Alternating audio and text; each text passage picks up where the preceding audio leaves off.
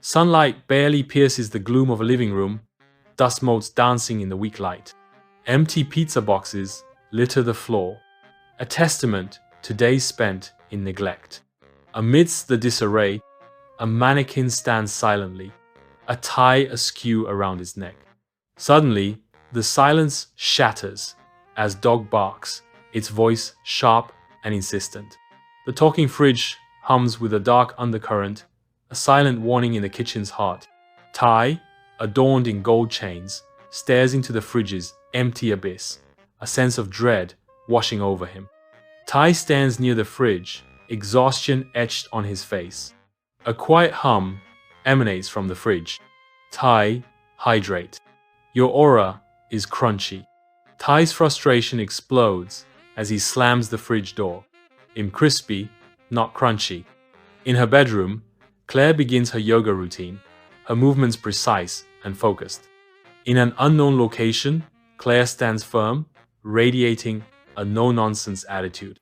She stands her ground, delivering a sharp rebuke, "Namaste" or "Get out of my face." Eugene Fiddle, adorned in a tinfoil hat, stands poised on the basement stairwell. He tightly grips three peculiar devices, one emitting a rhythmic beep. The paranormal investigator intently measures the house's pulse. Eugene gestures wildly, a whirlwind of mismatched clothes and untamed hair. Wires snake across the walls, sensors clinging like metallic vines, each a testament to his obsession. This house has a pulse. Literally. I measured it.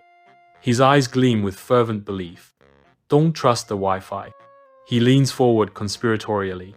Or the pigeons. Dan Danforth, adrift in his attic, stares vacantly at the TV screen. The ghostly puppet of his past self looms beside him, a haunting echo of former fame. In the dim attic, dust motes swirl in the lone ray of sunlight, illuminating forgotten memories. Amidst the clutter of boxes and discarded dreams, Dan sits surrounded by puppets. A puppet eerily resembling a younger Dan sits propped against a dusty speaker. Dan's voice cracks with a hint of self-pity. I peaked in '97. Now I live in an attic with my puppet clone. He challenges with a defensive edge. Don't judge me, unless you've been famous at age 9. A lone puppet stands on an empty stage, its painted eyes searching. The puppet speaks, its voice echoing in the silence. Where's our agent, Dan? In a dimly lit room, Dan faces a lifeless puppet, shadows dancing around them. Dan's voice breaks the silence. In hell, like our residuals. In the shared living room, 5 roommates gather, a whiteboard displaying house rules between them. Tina Wu bursts into an unknown location, a whirlwind of energy ready to film. Tina Wu proclaims, "We need brand synergy." Sunlight floods Tina's apartment, highlighting the dust motes swirling in the air. Tina, young and spirited, bounces with nervous energy. Tai sits on the worn couch, absorbed in his phone. Tina declares her plan with a quirky twist. First vlog, house tour. But, like, with trauma. Tai stands, concern etched on his face, hands clasped tightly as if bracing for impact. He pleads, "Can we not go viral with the plumbing?" In the haunted house, a toilet flushes in the echoing silence. The silence is shattered by the loud rush of a flushing toilet. Claire, alone with her thoughts, voices her unease. That's not normal. Eugene gestures wildly, his eyes betraying a mix of fear and feverish excitement. His voice cracks as he whispers, "That's not ours." Dan stands firm, arms crossed, a challenge etched on his face. Sunlight streams into the room, highlighting the tension. "I'm not paying rent." "Just putting that out there," Dan declares. The marker squeaks, echoing through the silent classroom.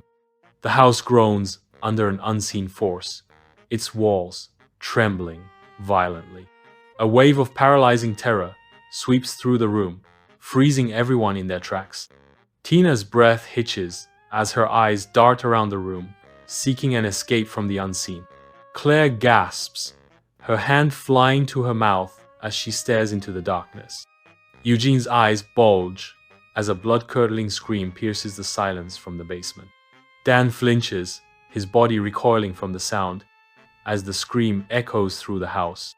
The scream tears through the air, a chilling testament to the house's dark secret. The air crackles with an unseen energy, heavy and foreboding, as the house reveals its true nature. Ty's breath hitches as he realizes the horror of their situation. Tina's face pales, her eyes wide with disbelief and fear. Claire trembles, her body racked with uncontrollable shivers. Eugene stares into the darkness, his mind racing with terrifying possibilities. Dan closes his eyes, praying for the nightmare to end. In an ordinary kitchen, a seemingly normal fridge hums with a strange sentience. The fridge speaks with chilling urgency. "I recommend evacuating the premises." Ty's voice echoes, revealing affordable living intertwined with utter disarray. The rent may be low, but the chaos? Premium.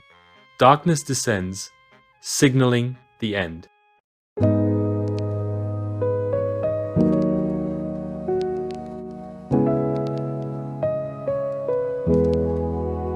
I used to say yes, just to keep the waters calm,